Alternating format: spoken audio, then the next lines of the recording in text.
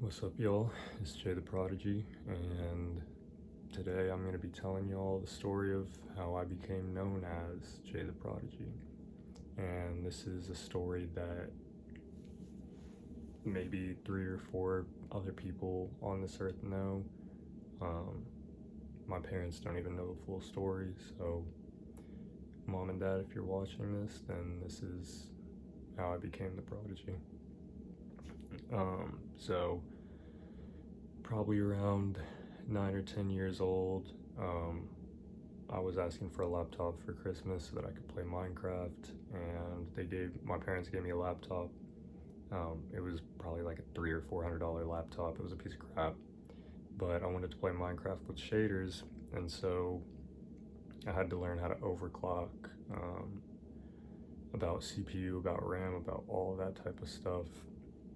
So that's kind of where I got my introduction to computers. And so probably 2 or 3 years later, I saved up for an entire summer, learned how to build a computer. It was only like a $500 computer, but it was the first one I had built. And so I was playing on a Minecraft server, and I got banned, and I decided that I was going to figure out how to hack the Minecraft server and get myself unbanned. So that was my initial introduction to cybersecurity. So fast forward a couple of years of just me messing around on computers, just slowly but surely getting better and better. Not even intentionally, but just trying to play whatever game I wanted to play, and then it break, then I'd have to fix it, and just the whole 9 yards. So fast forward to middle school. I was in Spanish class, 8th period, last period of the day, and I finished my work within the first probably 15 minutes of class, as always. And so I was bored, and I managed to find a way that I could remotely access any computer in the school, including the principal's. So me and my buddies, I showed them how to do it, which wasn't the smartest move looking back on it, but I showed them how to do it, and I remoted into the principal's computer. And long story short, they were able to trace it back. So whenever I came back to school on Monday, they called me into the office and called my parents down to the school and all of that. And they sat me down, and they were basically like, look, this is not okay. Like, it's super illegal, yada, yada, yada. But I was only 12 at that time, so they couldn't really do a whole lot legally. And plus, I can't imagine it looked good for them saying that a 12-year-old hacked into the principal's computer. So they basically just sat down and talked to me and my parents, and that was when I came to the realization that I wanted to do cybersecurity. So I knew from then on exactly what I wanted to do. So fast forward another couple years to freshman year of high school, and before that I had gone to Wichita Christian School, which like a super duper small class, like maybe, I think we had maybe 10 to 15 people in it. So going to a public school was quite the change. So I was in all honors classes. That was not my decision. I would have never voluntarily done that. I had to fill myself out of the gifted and talented program in elementary school because they kept trying to put me in it, but I wasn't trying to be in there. So anyways, freshman year, and I had world geography 6th period right after lunch. And it was taught by Miss Hartman, Charity Hartman. And I don't even know how it came about, but everybody knew basically that I didn't want to go to college, because everybody would always like ask each other, because it's the AP classes, so everybody's like mad preppy, but everybody would ask each other like what college they wanted to go to, what they wanted to do, all that type of stuff. And of course my answer, I already knew I wanted to do cybersecurity, and I already knew I did not like school, because I'd always finish within the first 15 minutes, and then I'd have to sit there and wait on the rest of the kids. Like, it just wasn't my thing. And so being in all honors classes and having those type of people around you, and then having somebody like me around them, where I'm basically the polar opposite. Like they're all school, school, school. I'm all not school, not school, not school. Um, so that, for whatever reason, made them think that like I was below them. And so I remember it very, very vividly. There was one day in class that this kid, Damian Fisher, he turned around and he was like, "You're gonna be working at McDonald's when you're 18." And I just said, "Okay, we'll see." And so that was all I said, but I didn't let him know it affected me, but in reality, like that, it hit hard. And so I just said that and I sat there, and after he said that, the teacher laughed and agreed to it, and like agreed with what he said. And so that was really the last straw. So that day, after I went home from school, out, I was standing in my closet.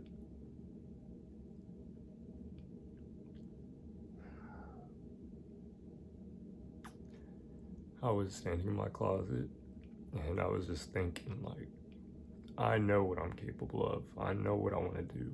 I know I'm capable of so much. But nobody else could see it. Nobody else wanted to admit it. And then I had always heard it from my parents. They were always supportive. So at that point, it didn't really have any type of significance having heard it that much. And so I was just standing in the closet, just worrying, or not even worrying, just thinking, like, what's my purpose here? Like, I felt like I didn't even have one. Like, I knew what it was, but I felt like I didn't have one just because of everybody around me, like, just beating down on me all the time. And then it wasn't even just that one day in that class either. It was every day that they would say something. So,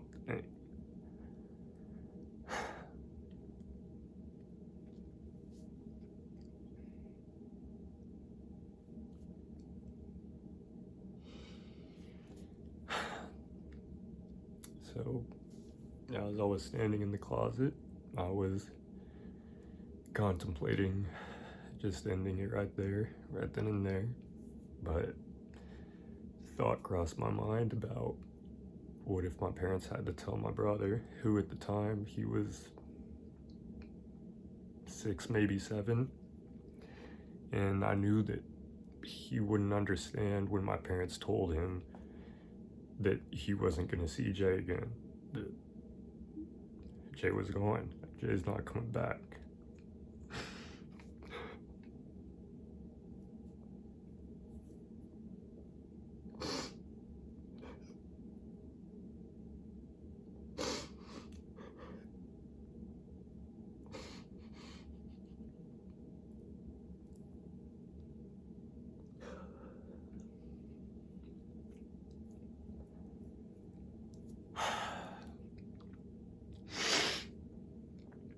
So I knew he wouldn't understand, and I knew I couldn't do that to him because he looks up to me so much. And so I decided that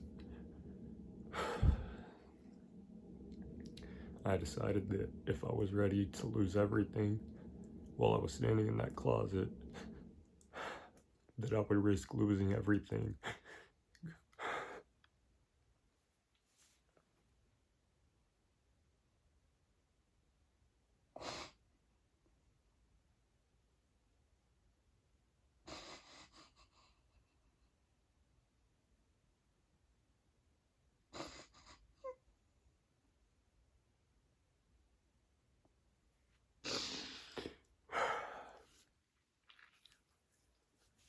All right.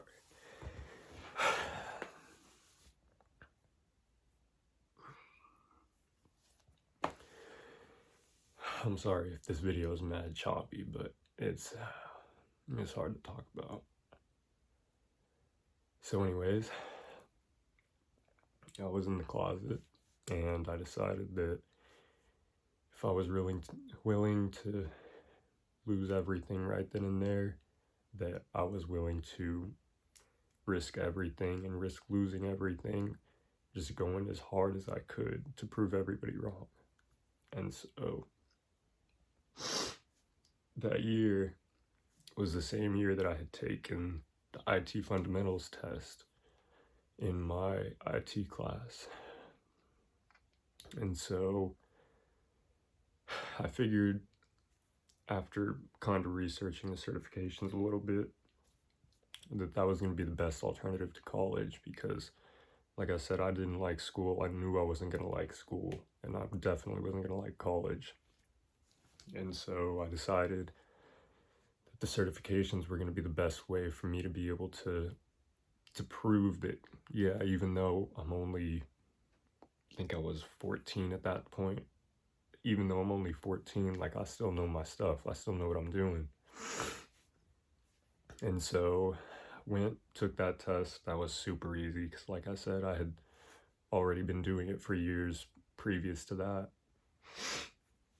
And I had already built my own computer and all that. And so I decided to look on what the next certification was, and it was the ITA Plus. And so I set a goal for myself, and during my research, I found out that this was a certification that a lot of people that have their bachelor's degree in computer science or information security or whatever it is, this is the certification that they go to. And so from there, I knew it was going to be a challenge. I knew it wasn't going to be easy. And then I didn't know it right from the get-go, but I would be the third youngest person in the world to get that certification my sophomore year. And so I got the certification. I didn't even say anything to anybody. Like, I still saw most of those people just around the halls, or some of them I still had classes with, because at this point I was still in AP classes. And so I didn't say anything to anybody. And one day my computer teacher comes up to me and he's like, hey, like, the school wants to do an article on you. Do you want to do it? And I was like, let's do it. Because I knew that was going to put my name in front of everybody. Like, everybody was going to see that. Everybody's going to see the move that I just made. And I knew it wasn't going to be anything that was going to change their mind, but I knew it was going to be something pushing me in the right direction. And so I did the interview with the school. That was cool. And then a news station wanted to put me on the news. So then I did the news interview, and most, if not everybody, heard about it. But it's, like I said, it still didn't change their mind. So everybody kept trash talking still. And so junior year rolls around, and keep in mind, I'm mad under the radar at this point. Like I said, I didn't get along with anybody in those classes because I was just so far out from where they were mentally. Like, I don't want to go to college. Like, I don't want to work a 9 to 5 forever, but that's all they wanted to do, was go to college and work a 9 to 5. So I would always just stood out really, really bad. And so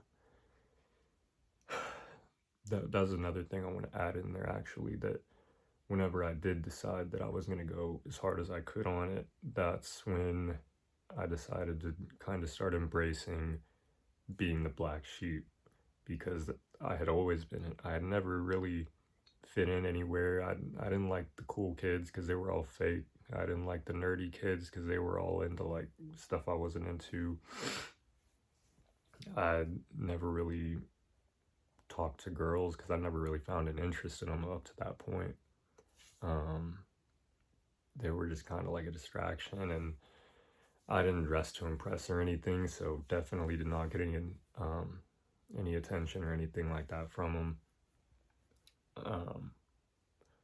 But that's kind of when I started embracing it, and that's where a lot of my confidence came from and a lot of my ego came from, because y'all gotta understand, like, I didn't even have any friends really in high school. I didn't have anybody that I could, outside of school, go and hang out with. Like, it was just me. It was only me, myself, and I. I was the only person on my side rooting me on other than my parents, which, like I said, they've been there the whole time. So, but they didn't know any of this. Like I said at the beginning of the video, they haven't even heard this full story. So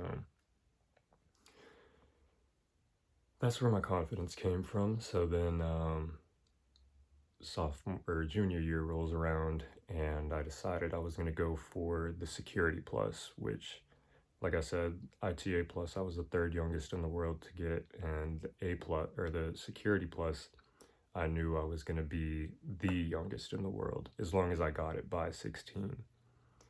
So towards the beginning of junior year is kind of when I started paying more attention to how I present myself to everybody. So I started dressing a little bit better. And then I started kind of talking to more people, because at this point I had been introduced to my friend Dimitrik, and he kind of introduced me to a lot of the people that I knew at the school. And so that was kind of how I had what little friends I had. So then junior year comes. I told my computer teacher that I wanted to go and test for the Security Plus certification. And I kid you not, he looks at me in the face and he says, "I doubt you're going to pass it, but good luck." And so for me, it was just like, what the fuck? Like, school pisses me off so much. Why would you ever tell a kid that? Like, it doesn't even make any sense. But anyways, I took it to heart again, turned the pain into passion, went crazy as hard as I could. I was up studying till 4 o'clock in the morning most mornings. And so I would be up like mad late studying, and then I would finish my work fast in class and sleep during class. So I went hard on it. I studied as much as I could. And then I went in, tried to take the test, and I failed it. And I was destroyed because I knew I went as hard as I could. I tried as hard as I can, and I barely failed it. I maybe failed it by like 10 points on a scale of 800, by the way. So I failed it, walked out of the testing center just bawling, because I was so disappointed in myself, because I just proved everybody else right and I just proved myself wrong.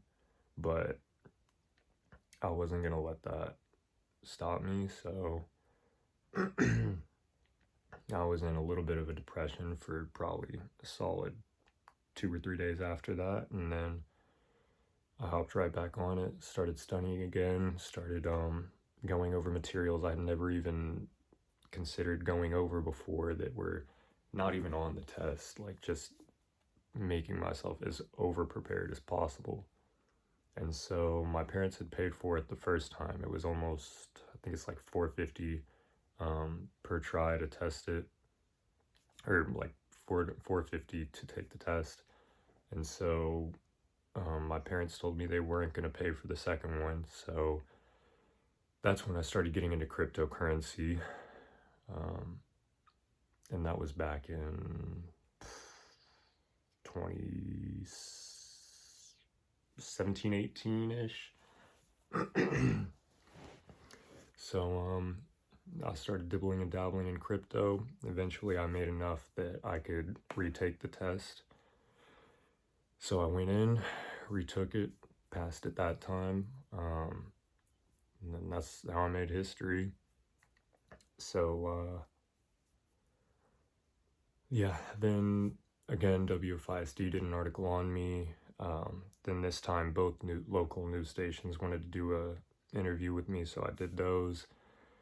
And then one day I was at the Career Education Center, the CEC, and this is a different computer teacher, but this computer teacher had a local business owner that was a friend, and he needed a program to be made to do something with spreadsheets. And so I was like, okay, cool, like that sounds like something I could do.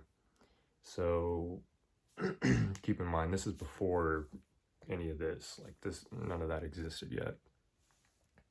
Um, so I went over there, and as soon as I walked into the building, the receptionist was to my right, and as soon as she saw me, she was like, "Are you the Prodigy?"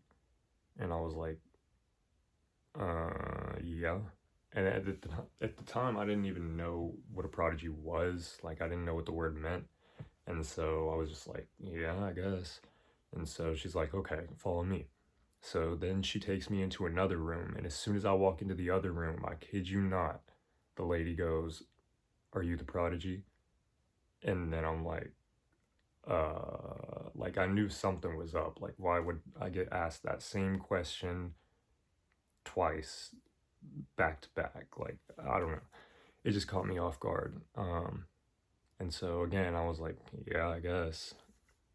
And then I went on and they explained what they needed me to do and all that type of stuff. So as I was walking out of the building and getting into the car, I decided to Google what a prodigy was, and I decided to take it up on it, or take them up on it, and changed my Instagram handle to Jay the Prodigy, and from there it stuck. And that's how I got the name.